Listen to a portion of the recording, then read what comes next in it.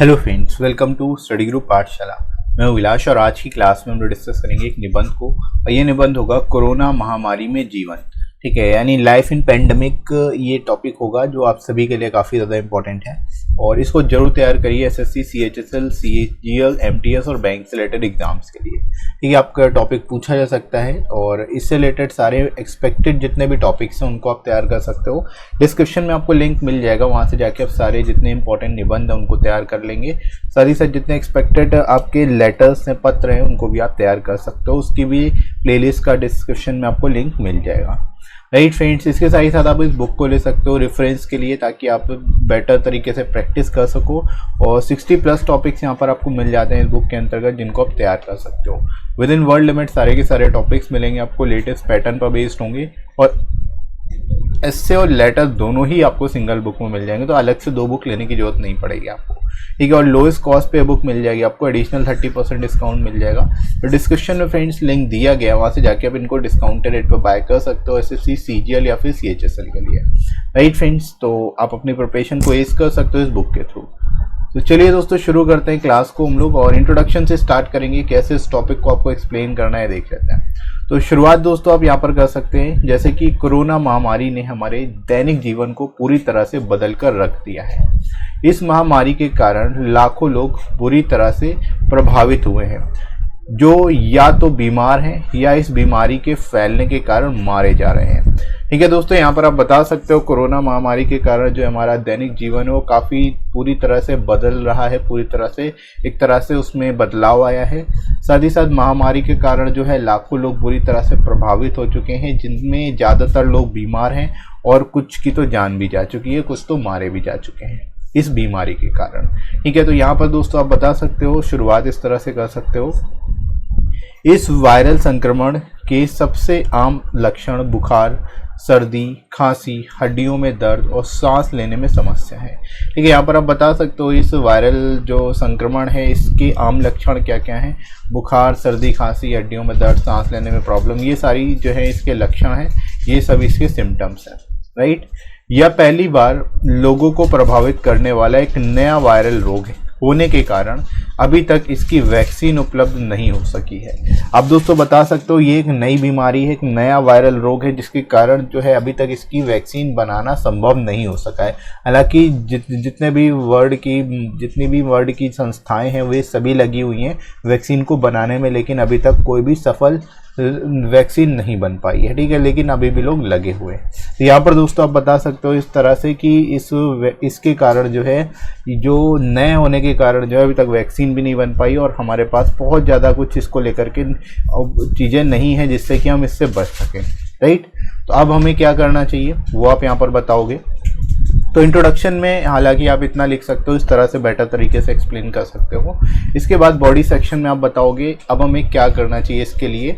तो अब ये वैक्सीन तो बनी नहीं है, इसलिए अतिरिक्त सावधानी बरतने पर जोर दिया जाना बहुत ज़रूरी है। ठीक है, यानी कि हमें सावधान रहना पड़ेगा, सावधानी बरतनी पड़ेगी, जैसे कि स्वच्छता, नियमित रूप से हाथ धोना, सामाजिक दूरी और मास्क पहनना। यहाँ पर दोस्तों आप बता सकते हो कि स्वच्छता बहुत ही ज़्यादा ज़रूरी है आज के समय में और केवल यही तरीका है जिससे हम इस बीमारी से बच सकते हैं। नियमित रूप से हाथ धोते रहना, हैंड वॉश करते रहना, सामाजिक दूरी यानी सोशल डिस्टेंसिंग को फॉलो करना और मास्क पहनना, ये सारी ही चीज़ें बहुत ही ज़्यादा ज़रूरी हैं अभी देखा जाए तो।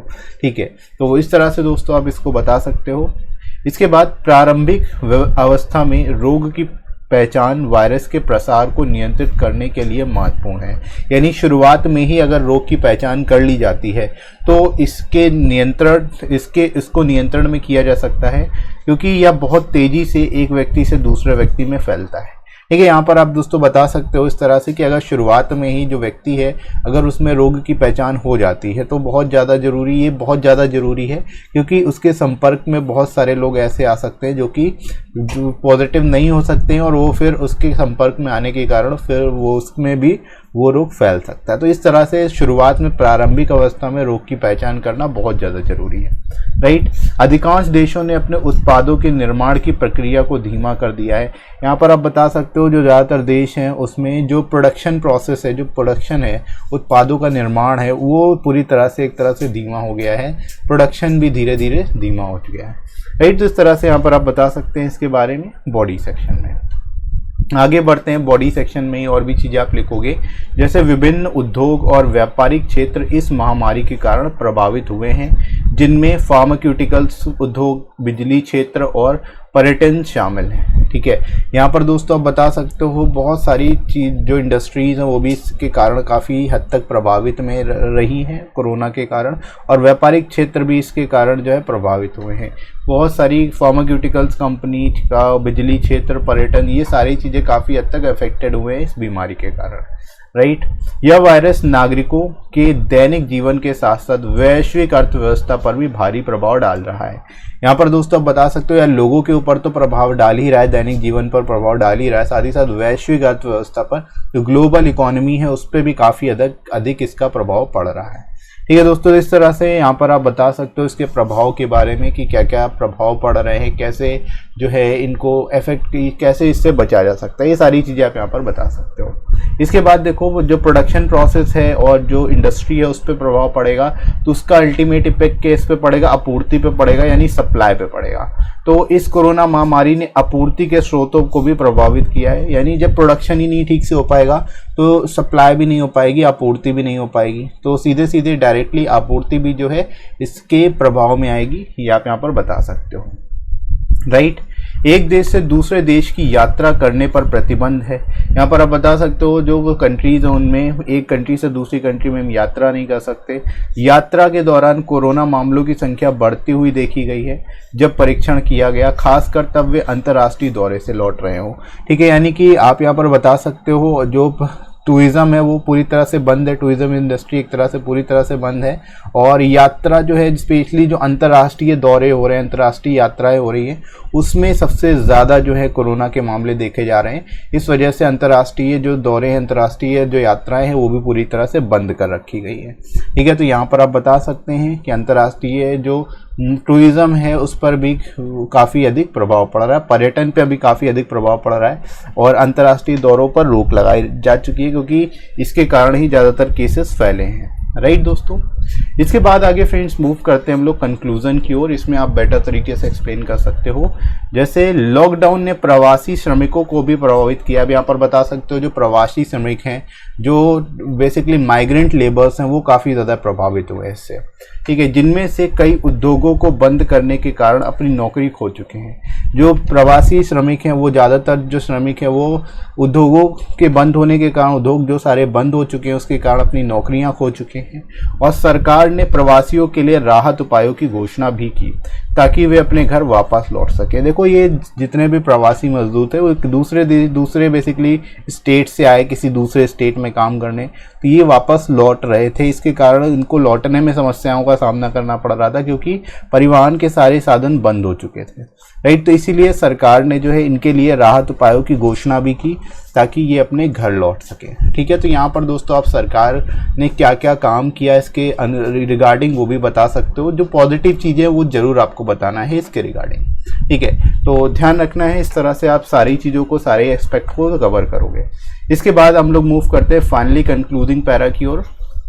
सभी सरकारें, स्वास्थ्य संगठन और अन्य प्राधिकरण लगातार कोरोना से प्रभावित मामलों की पहचान करने पर ध्यान केंद्रित कर रहे हैं, ठीक है। यानी सरकार भी फोकस्ड है, साथ ही साथ स्वास्थ्य संगठन और अन्य प्राधिकरण जो अदर अथॉरिटीज़ हैं वो सारे ही जो है कोरोना से संबंधित मामलों की पहचान पर केंद्रित है, ध्यान केंद्रित करके काम कर रहे हैं। डॉक्टर और संबंधित अधिकारी इन दिनों स्वास्थ्य सेवा की गुणवत्ता को बनाए रखने में बहुत कठिनाइयों का सामना कर रहे हैं। यहाँ पर आप दोस्तों बता सकते हो जो डॉक्टर्स हैं, हमारे जो संबंधित अधिकारी हैं, वे काफ़ी हद तक जो है इस समय इस समस्या का सामना कर रहे हैं क्योंकि उनको स्वास्थ्य सेवाओं की गुणवत्ता को बनाए रखना है, ठीक है। इसके रिगार्डिंग आप यहाँ पर दोस्तों बता सकते हो काफ़ी अधिकतर जो है डॉक्टर्स और संबंधित अधिकारियों को कठिनाई का सामना करना पड़ रहा है इस समय, राइट।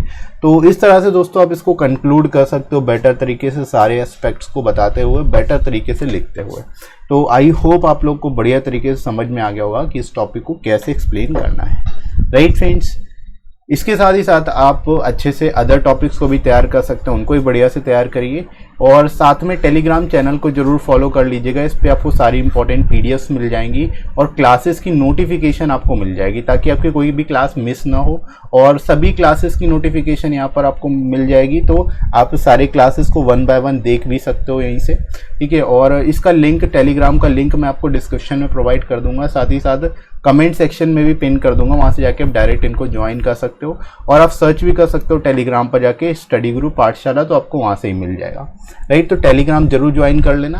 और इसके साथ ही साथ आप मुझे अनअकैडमी पर फॉलो कर सकते हो, मेरी स्पेशल क्लासेस को वॉच कर सकते हो अनअकैडमी पर, जो कि पूरी तरह से फ्री होती हैं। क्लास की टाइमिंग आपकी 11:30 बजे से होती है मॉर्निंग में 11:30 से आपकी जीके जीएस की क्लास होती है, जो कि काफ़ी ज़्यादा इंपॉर्टेंट होती है सभी एसएससी से रिलेटेड, एसएससी, बैंक, रेलवे से रिलेटेड एग्जाम्स के लिए। तो आप इन क्लासेस को देखिए, आपको काफ़ी कुछ बढ़िया सीखने को मिलेगा, बेटर तरीके से सीखने को मिलेगा।